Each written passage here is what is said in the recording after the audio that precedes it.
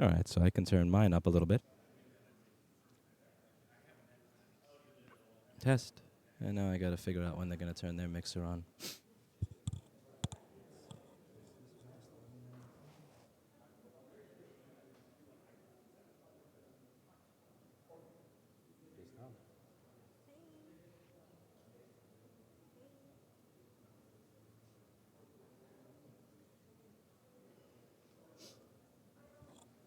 It looks like they haven't turned on their microphones yet.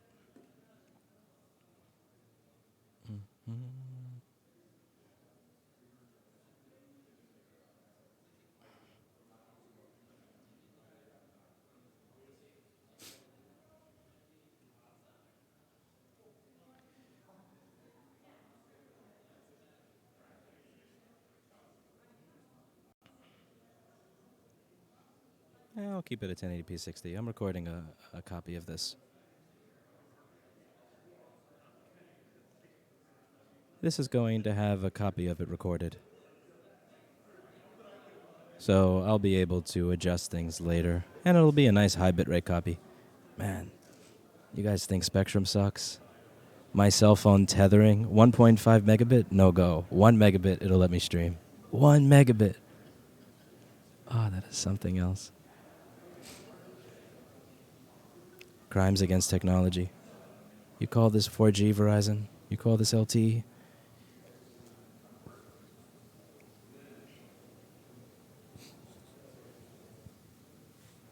Erica, say hi. Hey. Hello. Erica has been my union camera woman. You know what I found out? I found out on YouTube that, I'm not going to say it over here. Look at this. I'm getting this comment over and over and over.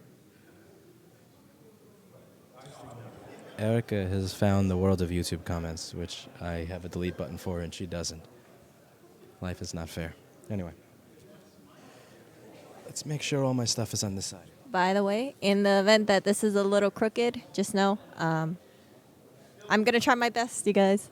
So if anything messes up while if Lewis decides to speak, I won't really be able to fix it.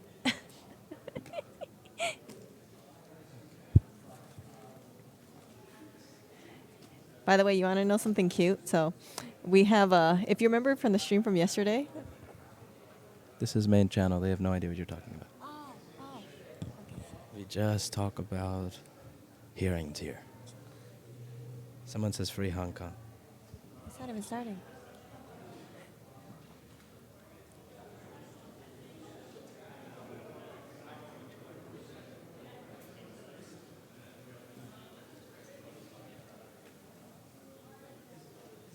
Hey. I have no idea. I just came up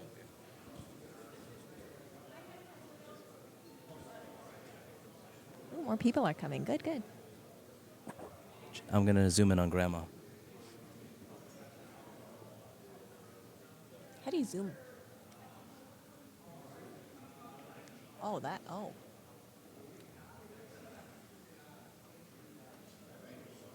Here comes Grandma. She's like.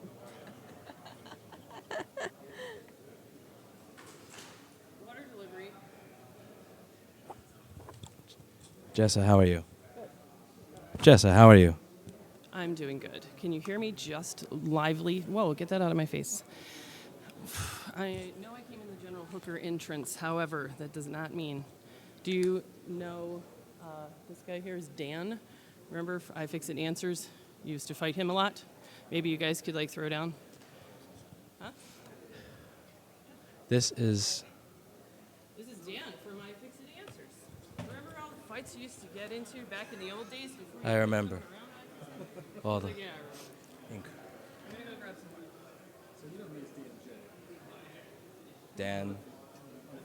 Yes. I'm the lobster guy. Lobster. See, I remember people by picture. Yeah, this is ZZZ. Isn't that what your name is? ZZZ. That was his alias, one of his aliases. I think I changed it to ZZZ. Yeah, that was the last one. Yeah. Yeah. I gave up after a while and opened my own forum. And then I started charging people $29 a month for it. Well, we're just more advanced than what the population was. I think I was mostly trolling. You were trolling? Oh, you're going to record me now? So what are you doing here? I'm here to get our ass in gear. Get the fixing of computers in an open market again. Do you think it'll work? I hope so. I hope we get there. It's going to take a while. Just adjust the sensitivity on it. Oh, am I too loud? No, too low. Too loud. I know, I never expected from Oh, this. you got me on camera too, I see. Ah. You are invaded. I charge 10 cents for every second. Where are you traveling from? I live here in Boston. Oh, wow. That's why you saw, that's what the lobster represents. The lobster represents Boston? Yeah, in my icon. Interesting. So, Nobody knows if I'm allowed to be up here, so I just figured. don't worry. I don't think they'll kick you out if it's an issue. No, what I thought is if you look like press, they'll assume you're press. And one thing I noticed is that the people that are here from CBS appear to be worse dressed than I. Where are they? So, not good. And that good. That's Over there? Oh, yeah. Oh, those are the cameramen, though. That's audio guy, and to the left is camera guy. So, yeah, RBS. Get in line for a presentation? I don't know. You should. I think I will. Let's see. Uh-oh. Erica, can you... Straight? Straight? Yeah? I suck at getting straight video. I'm useless for this. Someone said free Hong Kong. I agree. Place yet? Did you find a place yet? No, I am in negotiations with one final place. Due to the amount of work, I asked for 6 free months. If they don't get it, then I'll leave. I'll actually know back by later today. Okay. The guy who owns the building apparently is an Afghanistani, has a trading company. So for He's over there. yes, So, are you still running your bicycle, your electric bicycle around? yes, at this 19 miles an hour. Come on. 19? You can't get 30 out of it? I am in a legal. I'm in a state house. You gonna say again? What is the law in Boston for that? For electric bicycles? Yes, is it as restrictive? In New York, it's 20 miles an hour, 750 watts or less, and no throttle. I don't know. I honestly don't know. I think you can go any speed you want because I don't think there is any regulation yet. That's interesting in Massachusetts. I would not imagine there to be no regulation on it. Well, maybe the city of Boston might. You want me to hold that? Okay. I don't have another mic, so that'll have to do. Yeah. So the thing is, everybody has to obey the law unless you're a delivery person, in which case you're allowed to break them all because you deliver food. So in New York, they go the wrong way down the street. They go used over to 20 live miles there. an hour. It was Brooklyn Heights. That doesn't sound like fun. Well, it was back then. I was a kid. When it was affordable. That was back in the 60s. Yeah. Oh, wow. So that it was affordable. It was affordable, and it was, there wasn't any drugs or any violence like it is today. Well, I shouldn't say that. It's gotten better. It's depending on the area, better or worse. Yeah, because it ebbs and flows. Every area does that. As the transition of people changes, then there's strife, and then after strife, then it cools down, and then it happens again. Yeah. Everywhere. Why'd you leave? My family left. I was only a little tight back then. I'm leaning on an electrical panel.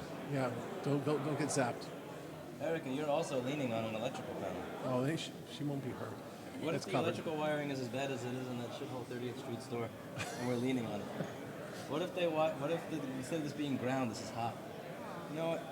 You chose the worst seat, girl. The worst. Also, just to make sure this doesn't fall in. This little piece of crap has to stay right easy. Make sure that doesn't fall. Even if it falls, it has to be plugged in. I have a second audio thing in case mine screws up. So what is your lady friend's name? Erica. Erica. Meet Dan. How do you do? Japanese.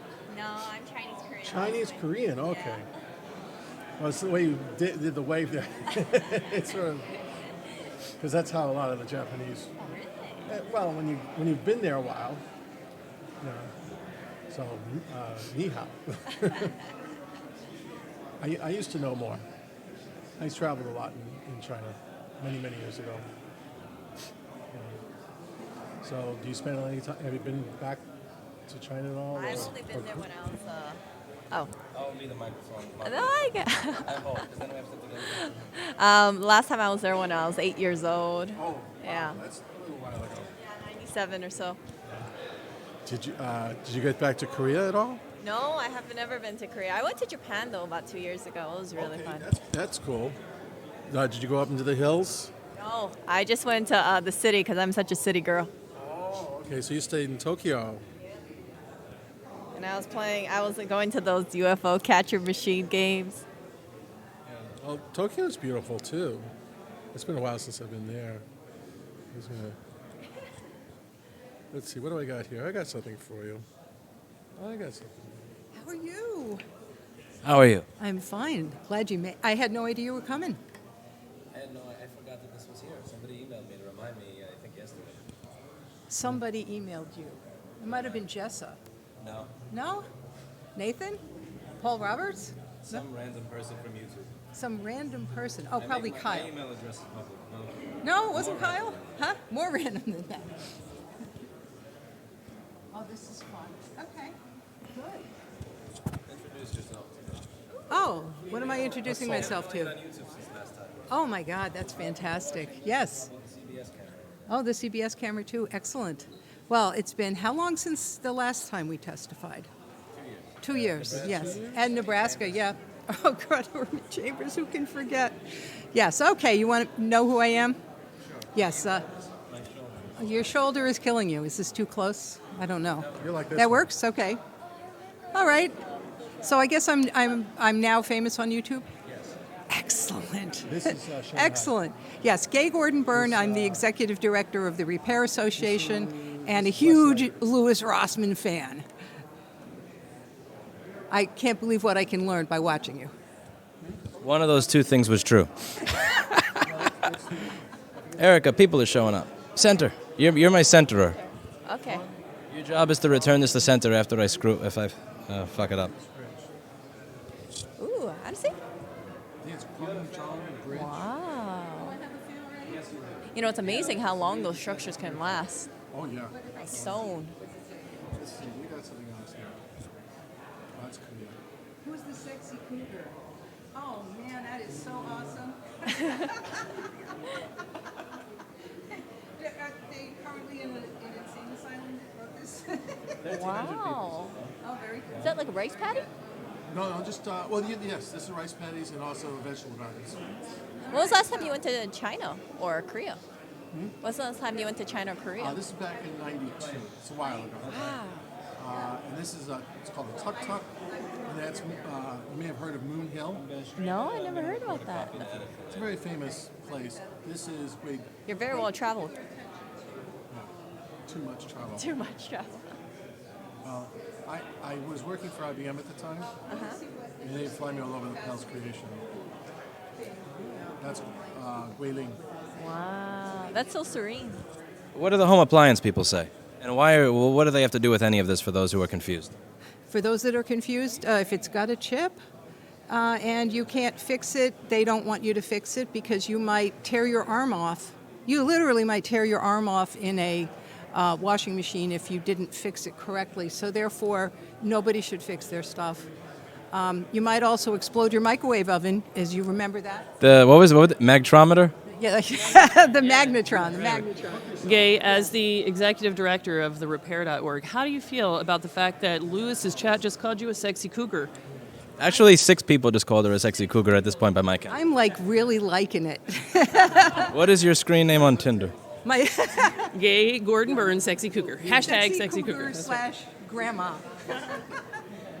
You need to go fill out a slip to testify.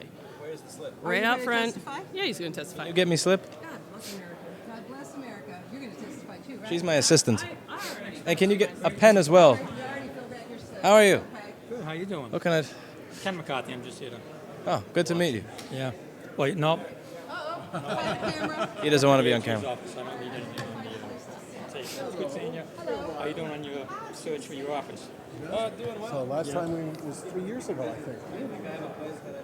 It's all the blur. I'm amazed it's taking this long.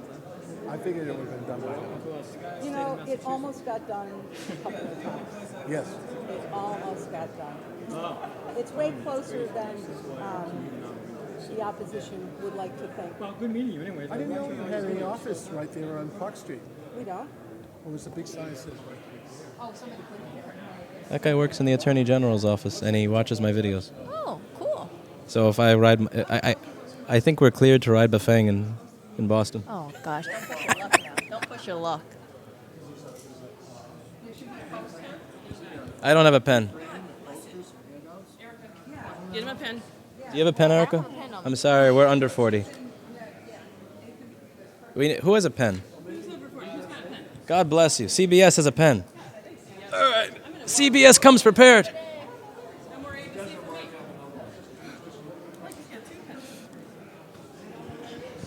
Everybody in the chat, thanks CBS for bringing a pen. The real hero of today. Bill, you are testifying on. What is the number of the bill I'm testifying on, Jessa? That would be support. I am The bill number, I'll fill that up. Some HB something. You have signage? support Lewis. do it.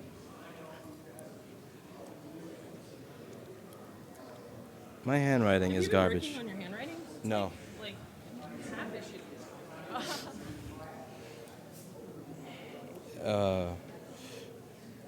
Rustin Broadcasting, Rossman Broadcast. That's what I told the other lady. the RBC. No, not her. Not the security lady. The lady the security lady was talking to. Cross it out to RBC. RBC? Yeah. Like ABC, NBC, RBC. Contact information. Should I put like Friskomatics next to it, like my email address? No. This is Not part of really, it. Put N. this is really uncomfortable. Maybe it would help if you were wearing a tie. GTFO. Would you like to plug into my UPS? Hmm? Yeah, I'm gonna sit here like a. So it's less.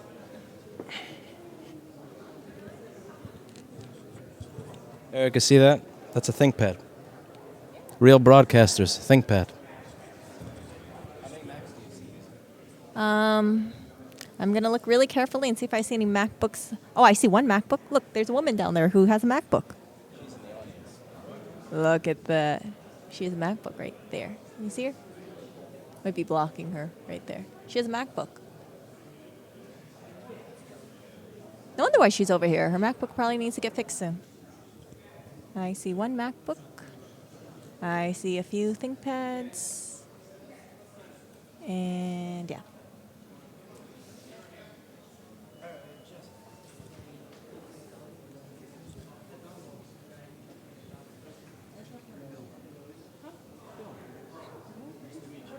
We don't know when it's going to start.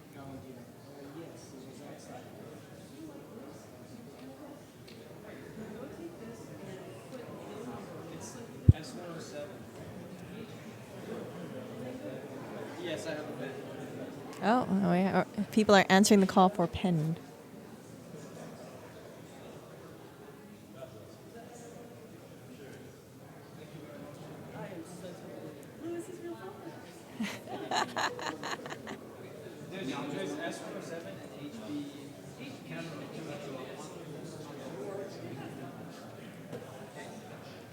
That CBS camera guy had some really. CBS guy has a portable audio mixer separate from the. Oh. I have him forging my signature on that thing now, so I'm good.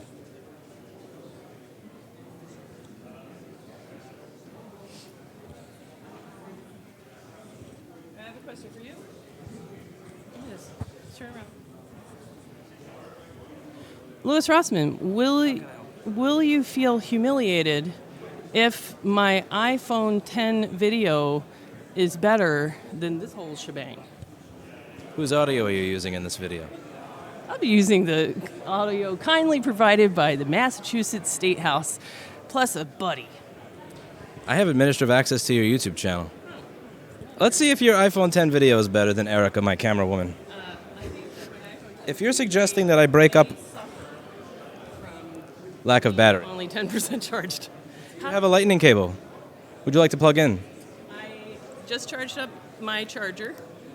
ThinkPad? Yeah, man, look at me. Even Jess is getting with the program now.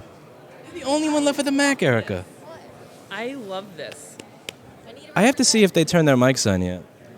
Actually, I should ask this. One sec. I gotta monitor and see if they turn their mics on. So when they call you, go up and say something. And you can even type it out and send it to them later.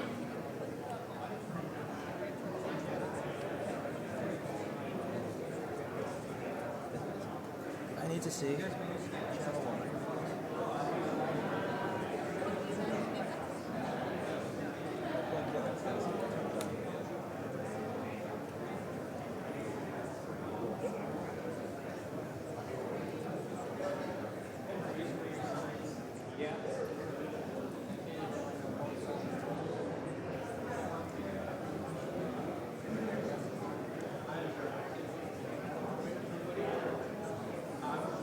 All right, so their mixer is still.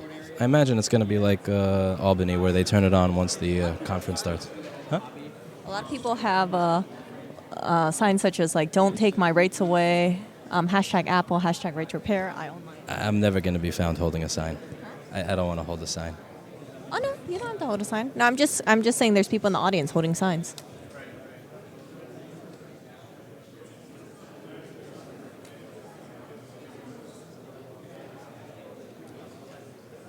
By the way, I'm going to be back in a few. It's a 3-hour stream, so I'm going to go to the restroom. Okay. Thank you, girl.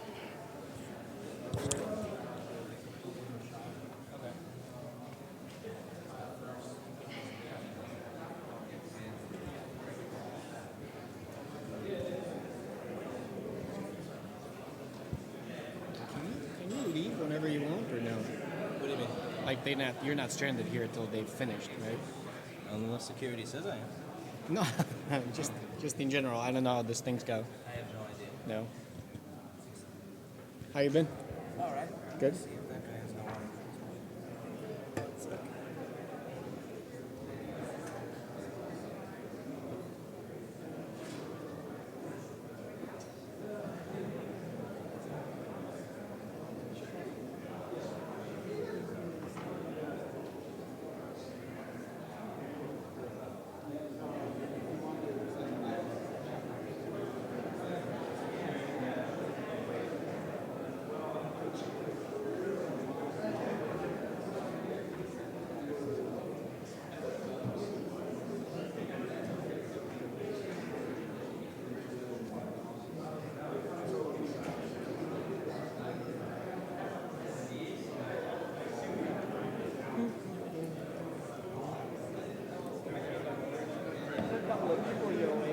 Thank you. What do you do? I'm not in Somerville. I do cell phone. Somerville? That's supposed to be the part of Massachusetts that's close to Cambridge but costs 1/5 the price. Is that am I correct? No. But that's Boston's Brooklyn. Yeah, because I've seen Cambridge pricing and it makes me sick, similar to Manhattan price. That is true. How long are you guys for? Are you going back to New York? Yeah, most likely tonight or tomorrow morning. I haven't even booked my return flight yet.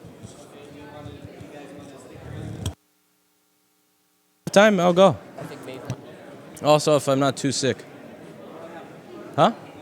I was gonna rest because I was like starting to feel kind of droozy, and then I forgot that I was supposed to come here, so I flew here. And then I went to an airport where sick people go to get sicker. Yeah, I went to Justice class. When did you go to justice class? I think it was like 3 years or so. Yeah, I can come closer. Yeah. I think like 2-3 years ago. When I think iPhone 7 was around or something like that. And I've learned a lot of interesting things. The problem is that if you don't keep it up. Yeah. If you're not doing it every day, it goes away. And now I'm trying to get better at it. And I'm trying to. This is my first time, even though I've been here for like 12 years. I've never came up here in the city hall.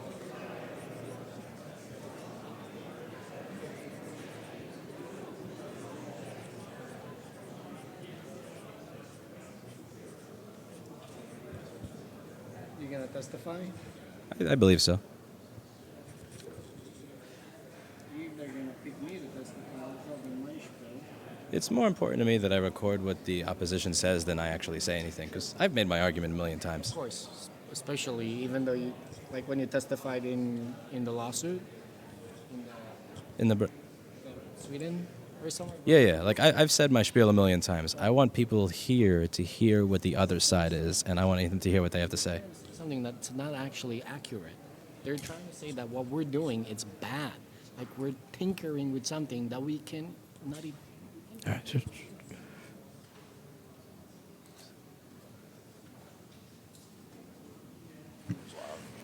Good afternoon. Good afternoon. Welcome to the Joint Committee on Consumer Protection Professional Licensure. My name is Taki Chan. I'm the House Chairman. To my left is Senator Paul Feeney, the Senate Chairman. And I want to bring a few things to your attention as a housekeeping matter. We do have your sign-up sheets. Anyone who has not signed up, please sign up at the front, and they'll deliver it to the end here and put it on the computer screens behind us. We do not have a computer screen behind us, so we do not get to see your names. But everyone is on a 3-minute clock to testify. If you have a panel, it's 3 minutes each. You can see the clocks on both sides. And we have an annoying buzzer I don't want to hear. We found out last time. Jumped out of my skin when I heard it. So be mindful of the clock. Also let you know there are recording devices, as you can see right here, as well as around you. We do permit social media, texting, Facebook Live, media to be here. So if you're going to come say something or do something in the audience, be mindful that you are being watched as much as we are. So if someone has a question what you did, they direct it towards you, not me. What else is here?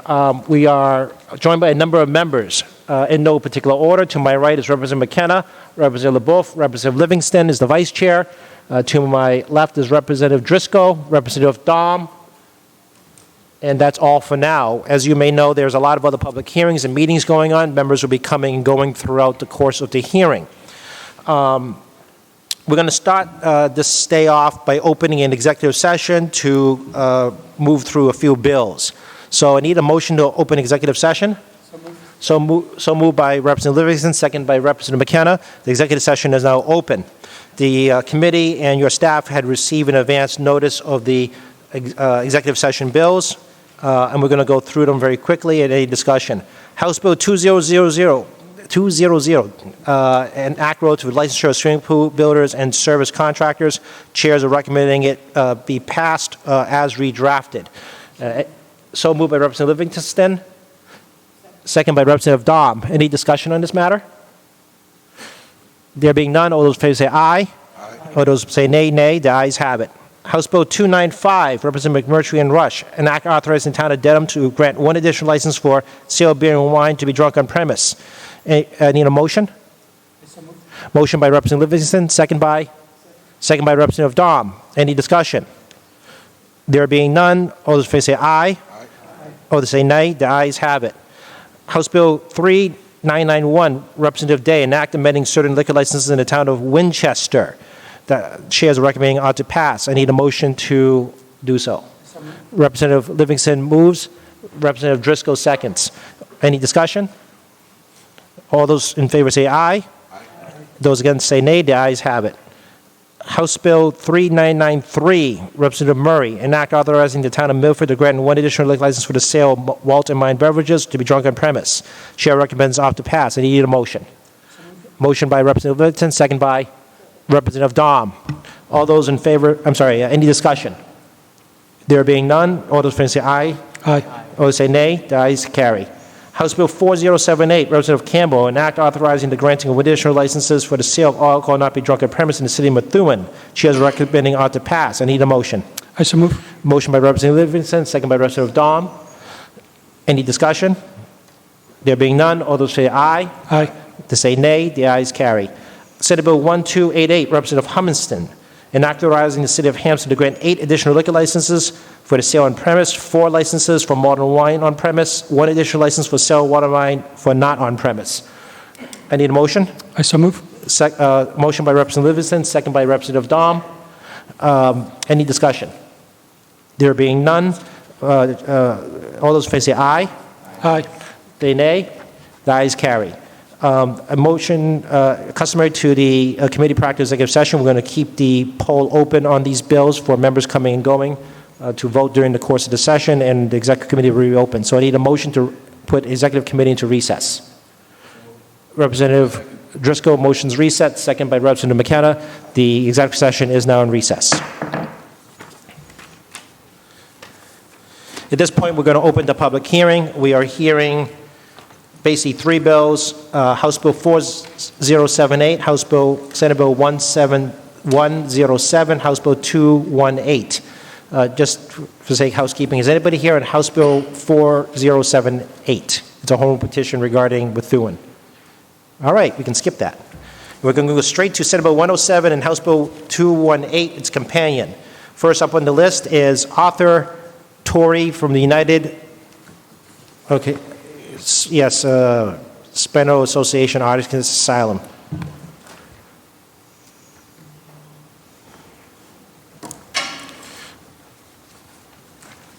You know the microphone is on because you can see the red light come on in front of you. Thank you, sir. Appreciate this chance to come before the committee today to speak about the West Repair Bill. My name is Arthur Torrey. I live in Burlington, Mass. I've been coordinator for about 9 years. And I'm here to support the West Repair. And there are a lot of people who will talk about various reasons why West Repair is good. It takes me a lot on line electronics. Because I mean, maybe that works better. Should I start over? Okay. My name is Arthur Torrey. I'm a resident of Billerica, and I'm vice chair of the Billerica Disability Commission. I'm also a member of the United Spinal Association and a member of the Artisans Asylum Makerspace in Somerville, where I spend a great deal of my time working on fixing and doing various things related to equipment of different sorts, especially mobility related. And I'm here to strongly support the right to repair because that is something that has saved me a great deal of energy and let me have better equipment than I might otherwise be willing to afford in terms of general electronics.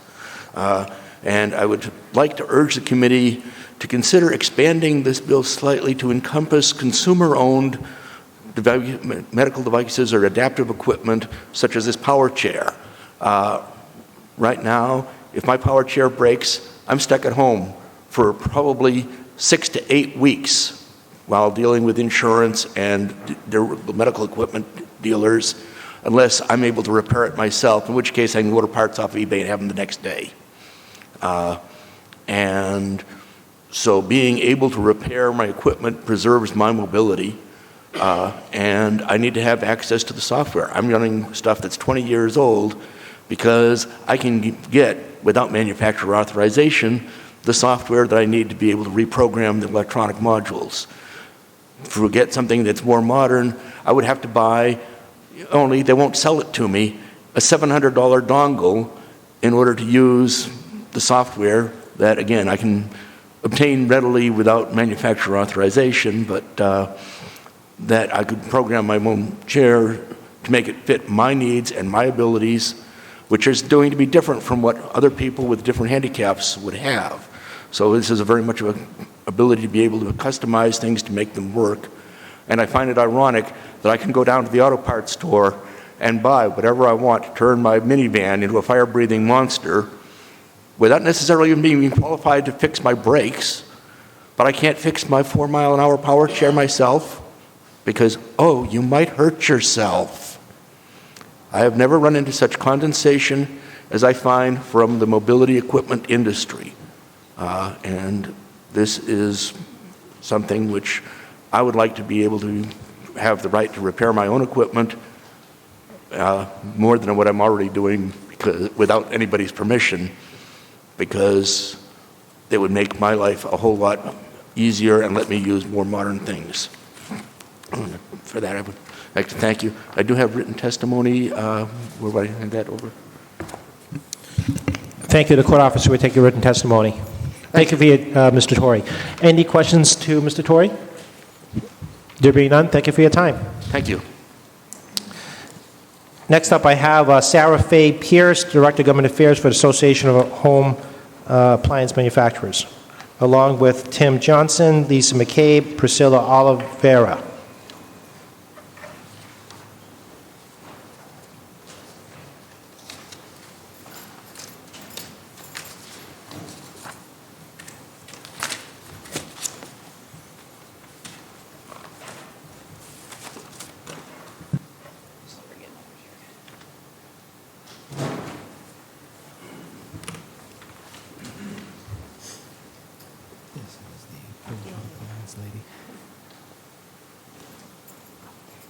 This is the one that said that a spectrometer is dangerous in Nebraska. Remember the lady from 2 years ago that said a spectrometer is dangerous in a microwave and could kill you? Okay, good afternoon, members of the committee. My name is Sarah Faye Pierce. I'm the Director of Government Relations for the Association of Home Appliance Manufacturers. We represent major appliances, portables, floor care. This will be so painful. anything from your refrigerator to your Roomba vacuum to your Ninja blender and electric toothbrush and pretty much everything in between.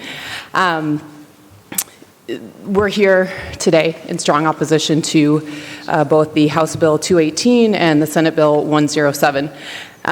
Really, and you're going to hear much about this from other witnesses as well, this bill is really a solution in search of a problem.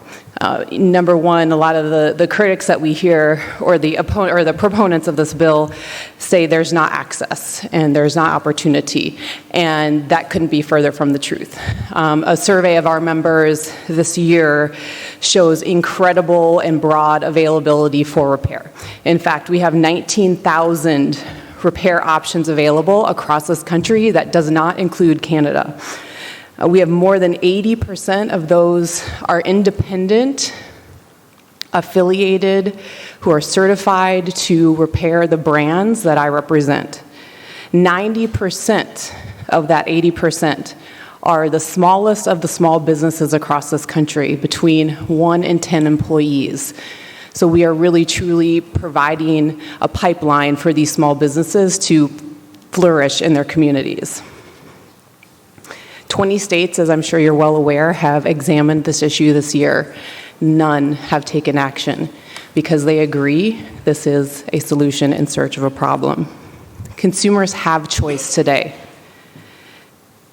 Once you purchase a home appliance, the position of AHAM is that you have the right to choose however you want to repair that product, whether it's by yourself or to seek some other independent, whether it's not affiliated or affiliated with our brands and our manufacturers. That does not mean that we support the fact that anybody has a right, if you have a business license, to get access to the intellectual property of those brands who are offering those products for sale. We have a number of concerns with regard to this legislation, safety being one, the top. First and foremost, anyone who comes into the home to repair those appliances that have broken down or who need a replacement parts must be vetted. They must go through proper background checks and certain security screenings to make sure that not only they're capable of repairing that product that has been broken or is in disrepair, but they also have, there's security and there's a confidence that that homeowner has when those individuals are entering the home. As I've said, technicians are required to have multiple certifications if that independent business is affiliated with our OEMs and our brands. And wow, that was worse than my alarm this morning. Let me just run through these very quickly, and then I'll wrap up and hand over to my colleagues. State certifications for handling electricity and gas. EPA 608 certification, which requires a special certification to handle refrigerant gases. This is incredibly important currently, as right now we're in this massive shift of, I feel like I just lost my mic, massive shift away from these high global warming potential gases into less impacting gases. I'm not sure what happened to my mic. We did kind of losing the mic here, but can you just pass the list on to the person next to you? We can read it from there, so we can move the testimony along, sure. please. Because I can see the list from up here. We don't like people reading too much. Oh, sure. Okay, that's fine. Yeah, but all I'm saying is that these certifications must be maintained, again, to ensure that these are safely repaired products. Thank you. Do you want us to go in order?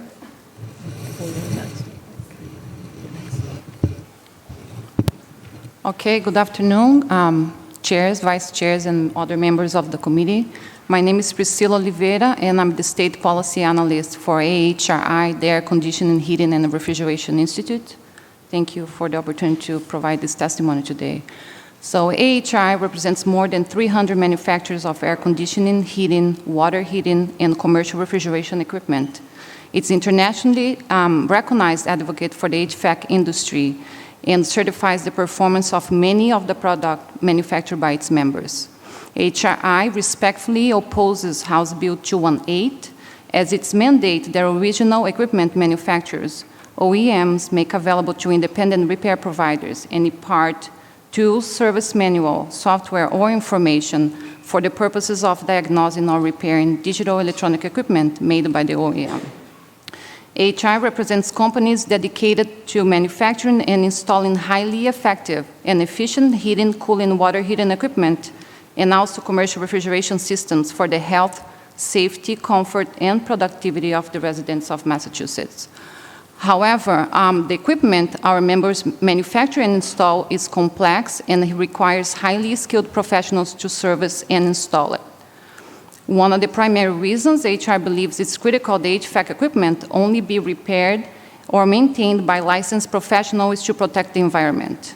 If not properly installed, maintained, or repaired, HVAC equipment, including cutting-edge, energy-efficient technologies, will not provide important energy savings benefits and will undermine energy efficiency initiatives.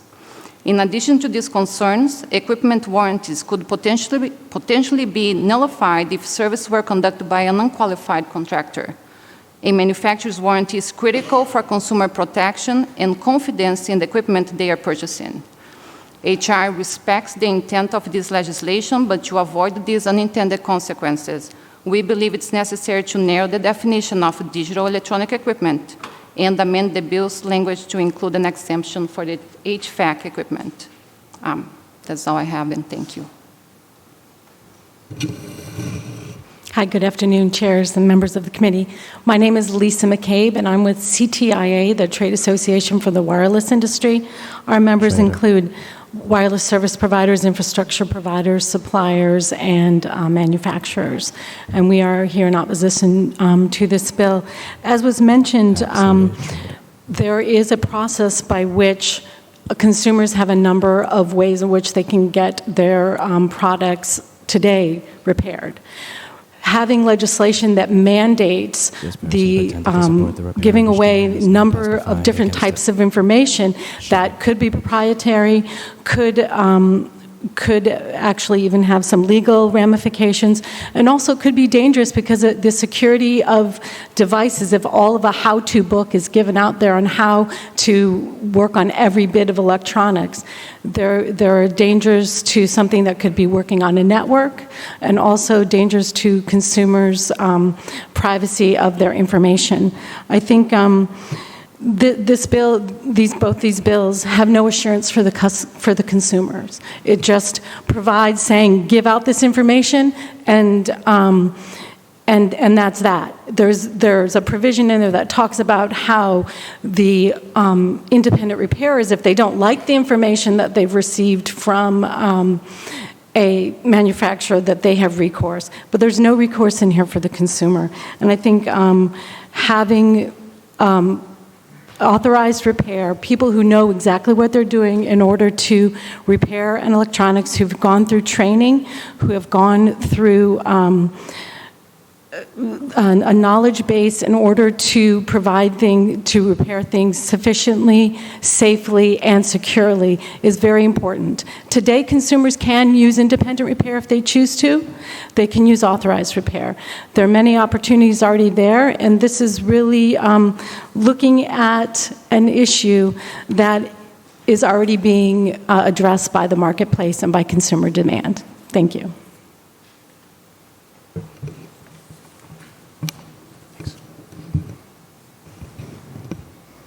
Chair Chan, Chair Feeney, members of the committee, thank you so much for having me today. My name is Timothy Johnson with the Entertainment Software Association.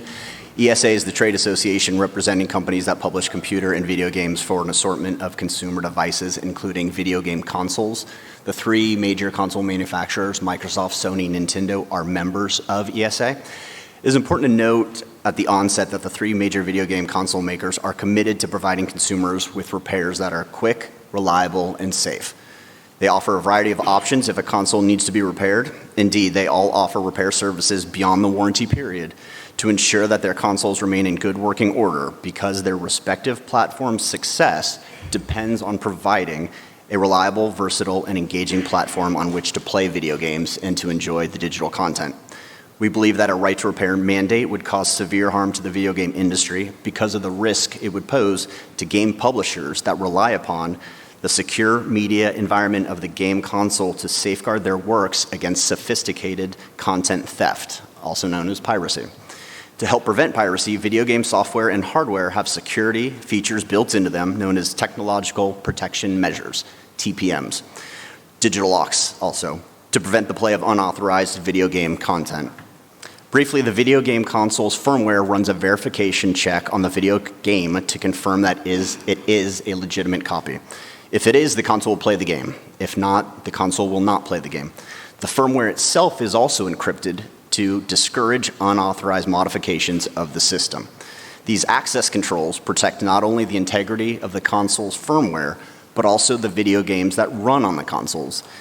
These digital locks help to create, again, a secure media platform, granting independent repair shops not authorized by video game console manufacturers the tools and know-how to modify the firmware exposes the console's security features to potential tampering, including disabling or removing the digital locks. We believe that sharing sensitive diagnostic information, tools, and security-related reset codes with unvetted third parties would compromise the security of the entire platform and harm both console makers and game publishers. Once a console is modified to disable its digital locks, any number of illegally copied games could be played on it. Recognizing that digital locks are entirely necessary and directly related to combating piracy, the U.S. Copyright Office, the leading authority in the country on copyright matters, said as recently as October 2018, that there is no evidence to support the conclusion of consoles under a general right to repair rule. It is also important to note that in this context, the DMCA makes it illegal to traffic in tools that can pick the digital locks. So any state effort to somehow make unlocking tools available to independent repair shops in order to fix consoles would be at odds with federal law. In closing, the viability and success of the video game console business is dependent upon a trustworthy and secure platform. If that platform is compromised, which we think it might be if right to repair is enacted, thus forcing console makers to open up their firmware, it could hurt game publishers and console makers. Thank you. Thank you for your testimony. Any questions from members of the committee? Senator Feeney. Thank you, Mr. Chairman, and thank you to the panel for testifying today. I appreciate your testimony on this. Just a couple of things I made note of when you were talking about, I think you had mentioned it originally in the beginning part of the testimony.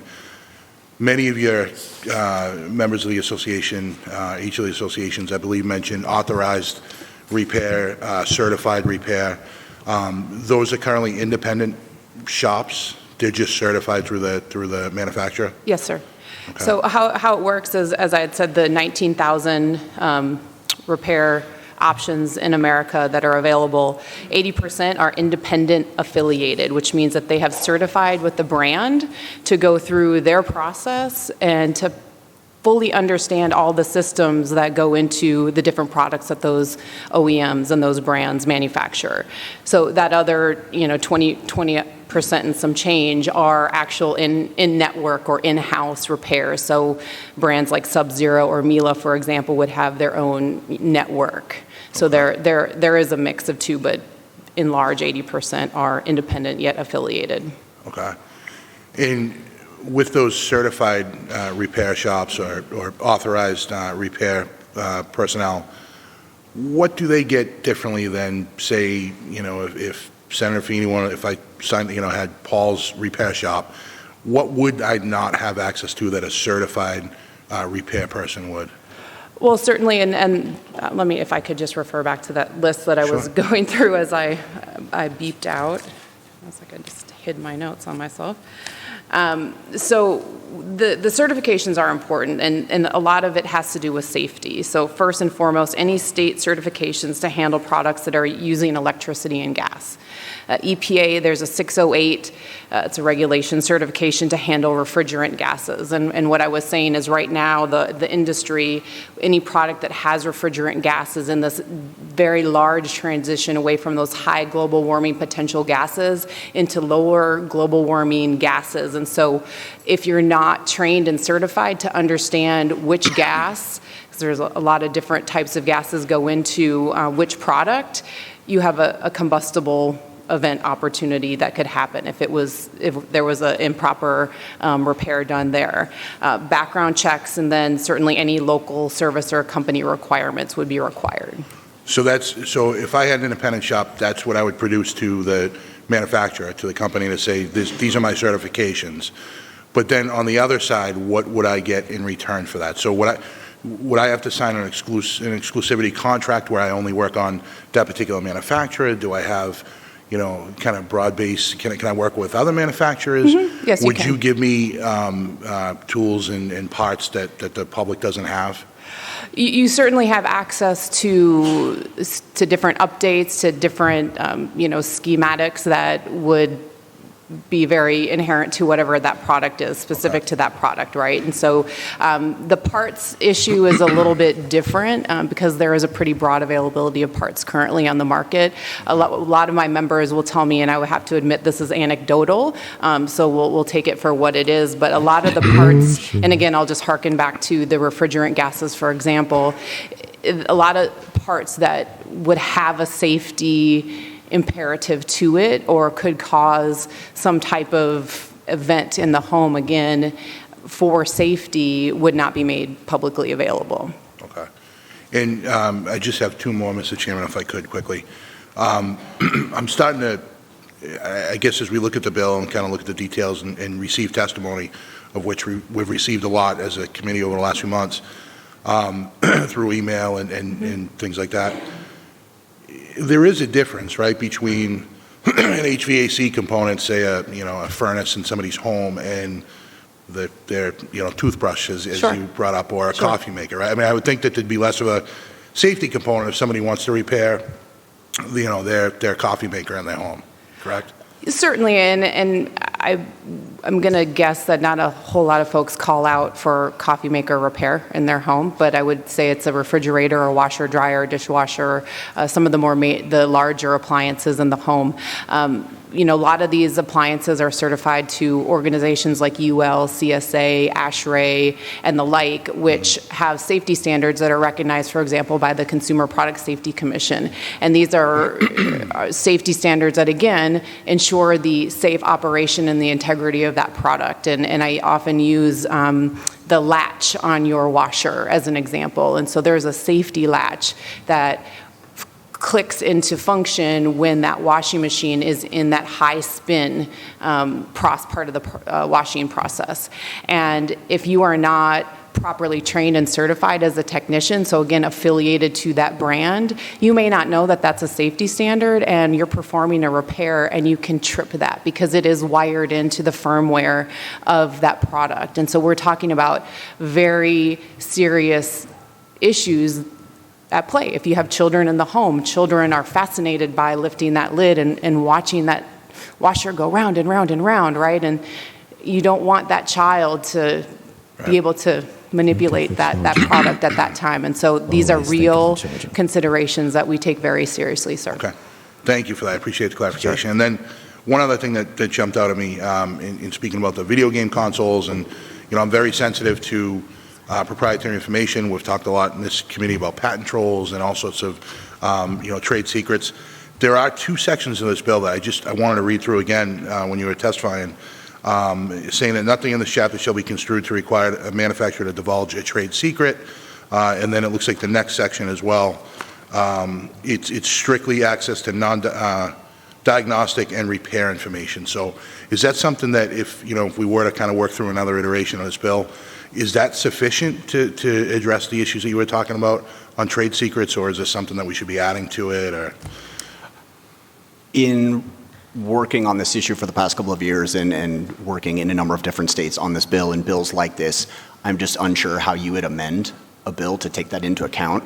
For us, for consoles, when we discuss the firmware, it is so interconnected inside the device, the firmware, the technological protection measures, authorizing legal games, not playing illegal games. All those are so connected, I don't know how one would be able to separate that out. I don't know what that is. Technologically, and I don't know how you would necessarily do that in this bill. Just anecdotally, I'm unsure how you would amend it to get it to work. Okay, thank you. He legit has no idea what that is. Representative Dom.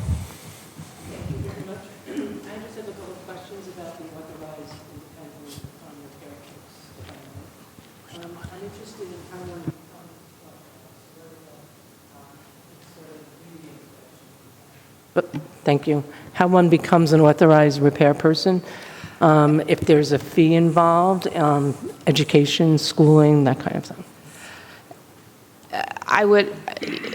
I can't say specifically. I mean, it's going to be a brand by brand determination, but there is certainly a process that is gone through, and I would just have to follow up with you on that. I don't have that specific information in front of me. I would appreciate if you could follow up. Yep. You had mentioned that it was 80% of the 19,000, which are about 15,200 people, are independent. And you also talked a little bit earlier, and I may be conflating the two, that one of the advantages of the current system was that the companies sort of do security checks on the repair people before they come into people's homes to repair. Do the companies check the 15,200 authorized repair people as well? So the overall, the OEM or the brand wouldn't be the one doing the check. Independent business that wishes to affiliate. So the requirements would be background checks, certifications that the OEM or the brand would require. So each of the 15,200 authorized repair people in the country have gone through some kind of security check before they go into people's homes? That's what our members have told us, yes. Thank you. Thank you. Representative LaBeouf. Right. Thank you, Mr. Chairman. So actually, I just want to draw your attention to Section 3 of the bill, which discusses about essentially the diagnostic repair, about not having to continually pay for a subscription service. I'm not as familiar with the specific industries that you represent, but I know in other industries that aren't covered in this bill, that has been the largest complaint from the independent repair shops, is that they're almost the manufacturers can raise the prices or maintain that subscription in a way that essentially is an unburdensome cost of doing business. And I think this gets a little bit to also what Representative Dome was touching upon. But can you maybe talk about, in your industry specific, what is that contractual relationship that these authorized dealers have with your particular products that you represent? It could go to anyone. As a trade association, I don't know what the specific requirements are that every manufacturer would have with their authorized repair.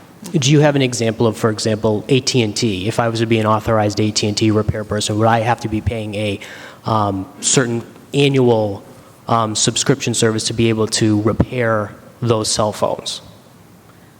I don't know the answer, I'm sorry. Okay. If you could track down the answer for the representative, that'd be helpful. Yeah. Great, thank you. Any other members? All right, I got one. Mr. Johnson, because we're going to try to stay off gaming devices for the sake of ease. Obviously, I think most of us here are either familiar or played with a video game device, and I do understand what you talk about, trade secrets, proprietary information regarding electronics and the firmware. I suppose the question is, as part of, let's say, building a PS3 or PS4, does every device in the system, for example, the fan, right, that keeps it cool, that is not a proprietary piece of equipment for Sony? That's something they buy from a third party, or is that part of the entire proprietary information inside the PlayStation? I understand your question, and I am unable to answer it. I am not sure. I don't know how technically those consoles are made down to the specific part level. They might have had a fan specifically designed for the wattage and the size of that console and for the memory hard drive within there. There might be a smaller fan for a smaller, older system. I'm just unsure. I can certainly find that out for you. It may or may not be proprietary. I'm just unable to answer that right now for you. Thank you. Get the information for us, because what I'm trying to get at is that the device in itself, while I do understand certain trade secrets in there, but it's obviously not 100%, well, maybe it could be, largely custom made in it. For example, same thing, the washer dryer example, not two washer dryers are created identically. There has to be some parts they have to pay for to a third party group to get a license to use inside their products, and some obviously are a patent still valid and some are patent expired. So that's what kind of my curious question is, because the device in itself is not solely made of one part that the manufacturer creates. Anyone wants to chime in? And I think how we would answer that is that we are looking at it in the context of the electronic components and how the firmware and the software interact with the other parts of the appliance. And so that would be the key determinant. And it's possible that not all parts are intricately interwoven with the firmware and the software. If they are, then I think the question is that yes, it has some bearing, but certainly I think going on a little bit of what Mr. Johnson was saying is, all of our manufacturers, my members' manufacturers work with suppliers, and so they have their supplier networks who they have contracted with to make sure that they're putting that product and manufacturing that product to the best of its operability. And so I think it's just a question. I think it would be product by product, and frankly for us. Thank you for your time. We could provide that information to the committee Sure, down the road. Appreciate it. Anyone else? There being none, thank you very much for your time. Thank you. Next on my list is Robin Engenthorn from Good Point Recycling of Brockton.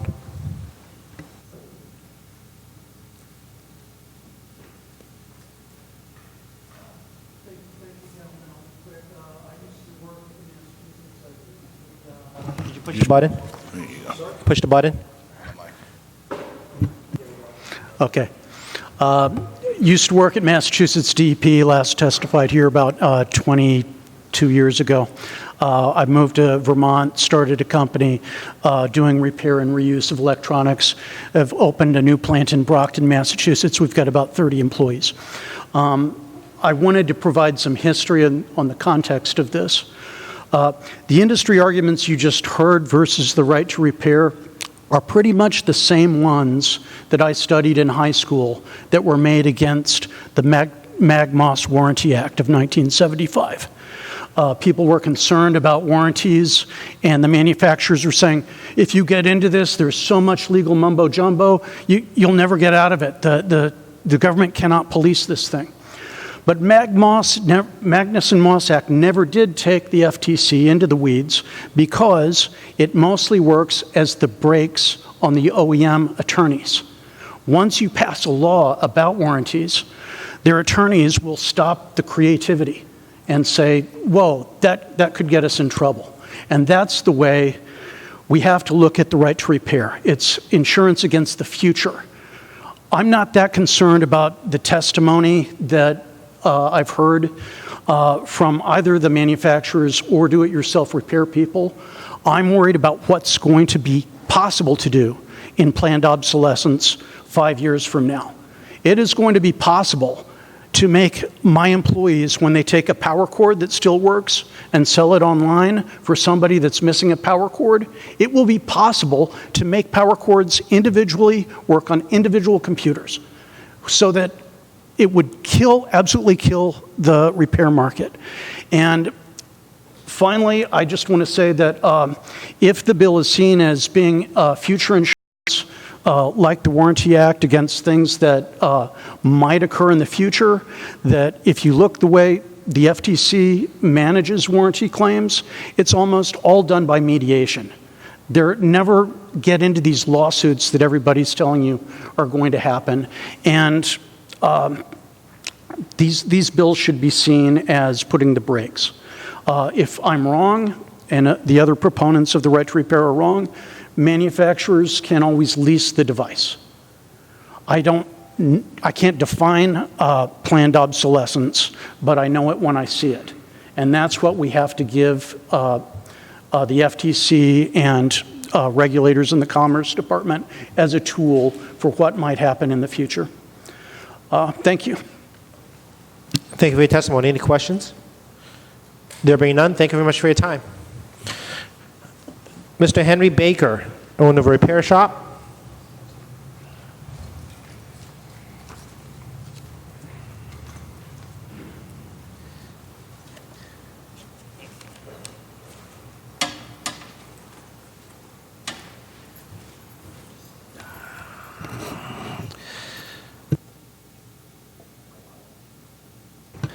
Now I'm live. Good afternoon. My name's Henry Baker. I own a repair store. It's an iPhone repair store on Main Street in Walpole. I've been in business now for 3 years. Over those 3 years, I've probably had at least 1,500 customers. And last December, or December 2017, about closing time, I had a family come in with some iPhone 7s that needed charge port replacements. The phones were children's phones that were damaged by just a bad charge cord they got from a gas station. They came in at almost closing time, so I wasn't able to do it then, but I held the phones to return to them, a couple of days later. So after we closed up, I got the bright idea, and I took that phone to the Apple store down the street, and I asked them to repair the charge cord connection that was on the phone. And Apple told me the phone was dead. They don't fix the charge cords because the charge cord is a cord that is directly attached to the motherboard and it cannot be separated. So the $700 phone was no good. This is a repair that I routinely do every day. I charge $60 and I get it done in an hour. I saw a YouTube video earlier, maybe a couple of days before. I think it was Louis Rossman out of New York who posts a lot of these videos, saying that Apple doesn't repair these things and they declare the phone's dead. I didn't believe that, so I had a phone, I had an opportunity, and I wanted to see what my customers were experiencing or what they could experience at Apple. Routinely, I also see phones on a regular basis. Now, the interesting thing is when I was at the Apple store, I did make a point of meeting, went through several people. I got to a person who was the manager, and it was the manager who told me the phone could not be repaired. So it was somebody that had some relevance in the store. Also, I routinely see customers who will come in with phones, and when I see a phone where the water indicators are red, or if I see signs of staining on panels in the phone, typically Apple phones, where there's a little bit of staining, they have these bright panels that cover the electronics connectors. So if any water gets in there, you're going to see a stain on it. So I routinely ask them, did you go to Apple with this? And they'll tell me they did. And I say, why are you here? And they say, well, Apple told me my phone was dead and they wouldn't repair it, because simply there were signs that water got in the phone. But the phone is fully operational. But this is, once again, something we do check that phone out to make sure it will work before we go to do a repair on it, but routinely these phones work. So I guess all I'm saying is there is a need for repair, and we fulfill that need, okay? And there is a situation where rather large companies, who I hold in considerable esteem and really like a lot, still they have practices that are a little unusual. I would just never would think of telling my people to tell people that this paid $700 for can't be fixed when it can be easily fixed. Routinely that person's being told they got to buy another phone. It isn't so bad with Apple. They usually have a replacement program. So usually when they tell you that, they'll tell you they'll replace it. They'll give you a replacement phone, which is a used phone. And you have to give them your phone and $300, and they'll give you a replacement phone. So that repair that runs for $50 or $60, Apple effectively has made that a $300 proposition. So once again, the guys who are doing repairs on the street are adding, they're giving considerable value to the public, and they are protecting the public from corporations that sometimes just aren't looking out for their customers. Okay, so That's my statement. We good with it? Thank you very much for your testimony. Any questions? Thank Representative you. Senator Feeney has a question for you. Hold on. Sure, 1 second. Thank you, Mr. Baker, for coming in. You said your shop's in Walpole? Yeah, it is, and I We recognize you. We should have carpooled here today. Yeah. How long have you been in business, did you say? I've been in business on Main Street for 3 years, doing the cell phone repair. Okay. And strictly cell phones you do?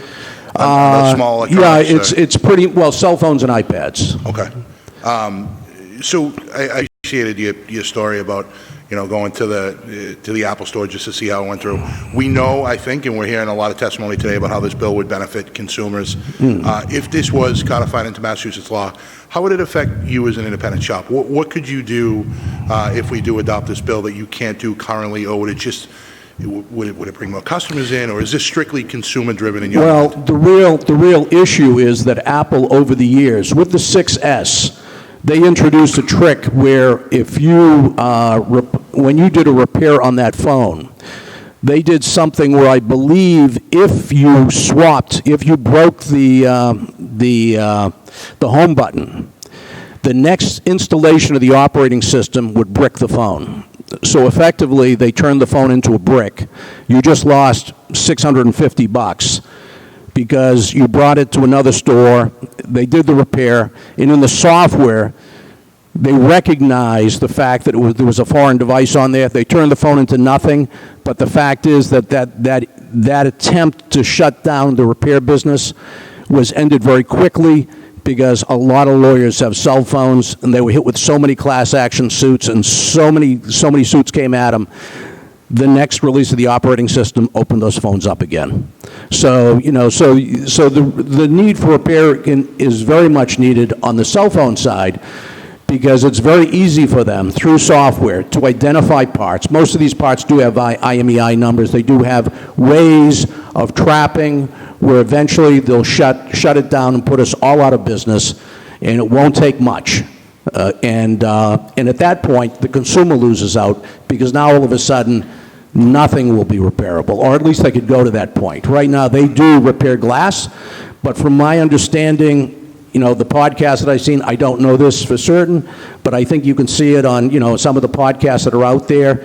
iPad Rehab out of New York recently has interviewed a number of people coming to them, and these people are saying that they've gone to Apple authorized stores, and Apple authorized stores are not authorized to do any repairs. So they've got this tag out, they're authorized, but they don't allow them to do repairs. Interesting. Okay. And one more question. You see people that come into your store, their phone is bricked, or maybe there's something that you can't repair. I don't know what the percentage is on, people that come into your store that there's nothing you can do anything for. So number one, are there a lot of, cases where they're bringing in their phone and you just can't repair it? Number two. Okay. So anyways, if I'm sorry. No, go ahead. You can answer that part, and I just have If they bring, now we're getting down to business practices, but the bottom line is we are very susceptible to the market in general without any laws whatsoever. Yeah. Because the one issue is we've got Yelp out there, we've got Google My Business out there, we've got all these reporting sites. The minute I screw up, somebody's on that site saying I was a bad guy. Right. Whenever I get dinged, generally speaking, it's just a character who doesn't want to pay for something, but generally speaking, I have to deal with it. I either have to get back to him, try to work it out, or do something there. So, let's get rid of that guy. So on my side and on our side, if we mess up and we have a healthy phone, that gets damaged, I just buy the phone off them. And if we have a situation, generally speaking, also, I only do a certain number of repairs. 90% of my business is screen replacements. Okay. Another 5% might be charge ports. Another 2% might be home buttons, know?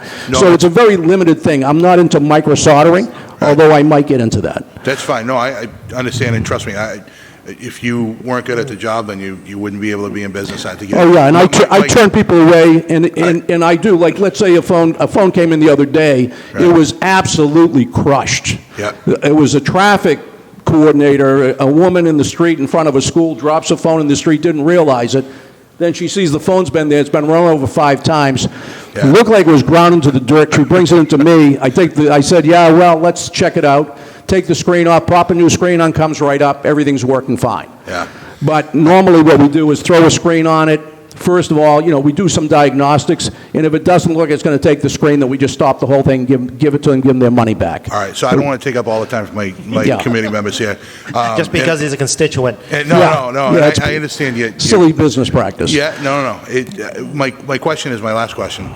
If somebody does come in and they have you're not a magician, you're a repair tech, and they come in with something that's crushed or a phone that just is no longer operable, what do they generally do with that? Do you take that and recycle it for them? Do they throw it in the trash? Do they keep it around? I'm just trying to think downstream what people are doing I point them to eBay, and I tell them, because sometimes I had a guy in yesterday with 4 or 5 phones he was trying to sell me. I just told him, go to eBay. You can sell them. Broken X's are worth $150 for the parts. Broken 7s, you can get $50 for them.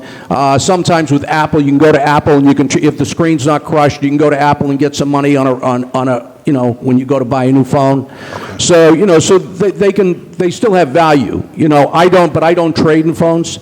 I don't buy phones. I don't buy parts. I buy my parts in the parts distributors, and that's it. I don't want to be taking parts out of dead phones. I don't know what the parts went through. The parts are cheap enough. Right. All right. Thank you, sir. Okay. Appreciate it. Thank you, Senator. Any other questions? Thank you. There being none. As you can tell, the chair gives some flexibility regarding the time limit. But just let people know, look at us, because I'm going to start doing this a little bit once you hit time limit to let people know you should try to wrap up. My polite way of doing this as opposed to just gabbling you. Next up is Adam Fullerton from Boston Microsoldering.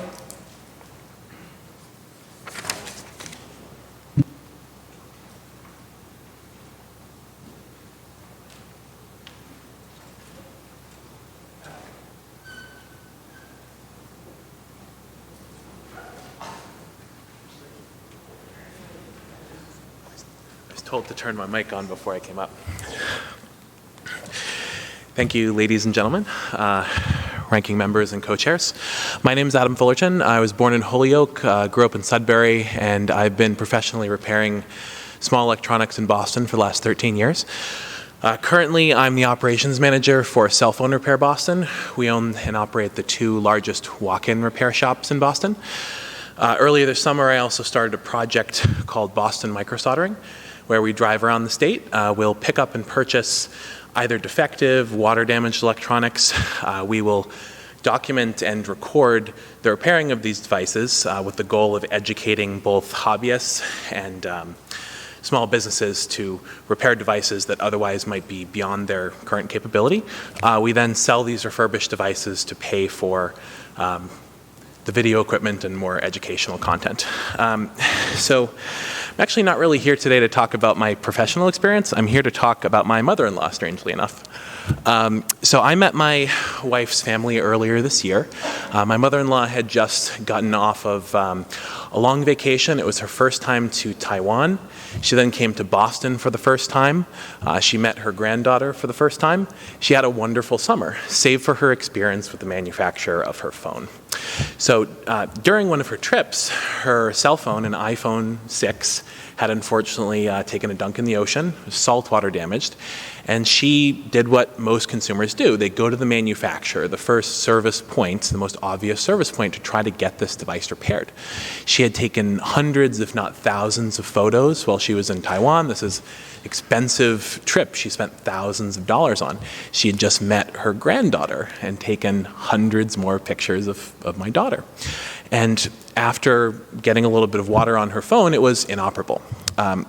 So she initially actually went to an Apple store in Shanghai, China, then to the Apple store on Boylston Street, a mile from here in Boston, and was promptly told by sales reps and managers that her device was dead and could not be repaired. Strangely enough, the device was still charging. You could plug it in, you could hear the charging indicator blip, but there was nothing on the display. Now, she was given essentially one option at both Apple stores that she visited. Your device cannot be repaired. You can pay $299 for a replacement. replacement of a device which in 2019 is worth less than $200. But my mother-in-law really wasn't interested in replacing a several-year-old device. She could buy a new one. Obviously, Apple wanted to sell her an iPhone 8, an iPhone 10, but she needed her data. She wanted pictures of my one-day-old daughter. She wanted her vacation photos. Thankfully for her, she did not take no as an answer. She brought the phone to me. A little bit more experience in these matters. And long story short, we were able to repair that device with a $5 chip that controlled touch, a $10 chip that supplied power to the screen. That got the device to power on with a poorly working screen. We then paid $14 more to purchase another screen. So I was able to get the parts in this case, but not from Apple. Going to Apple, we can't the board level components that allow us to do data recovery, whether it's for the customers that I've dealt with for the last decade or even members of my own family. And even if we are able to get these components, they come from overseas. I had to purchase 2 parts, one from Hong Kong, one from Shenzhen, China, wait a couple weeks for them to come in so that I could fix my mother-in-law's phone in my kitchen. And beyond that, it would have been impossible to do these repairs if not for documentation that leaked on the internet. I cannot go to Apple and request a wiring diagram, request a schematic. And again, I wasn't looking for source code, for firmware, for cryptographic keys. I needed a map of the motherboard to know where the power supply goes, to figure out if there's a blown fuse and replace it. And only because somebody in Apple's supply chain leaked this information on the internet, manufacturer refused to provide it, we were able to repair it, and thankfully we got her photos back. But if the manufacturers had their way, all of this information that's required for repair would be considered proprietary, and it would be impossible to recover data off of phones like this. Thank you very much for your time, and also Chair Chan, if the ESA is unable to answer questions. I've been asked to file this and support this. A lot of my constituents have called and supported this in my business community as well. This is relative to the digital right to repair. This bill will expand consumer choices in a current non-competitive market and subsequently save both the consumer and with time and money in digital electronic products.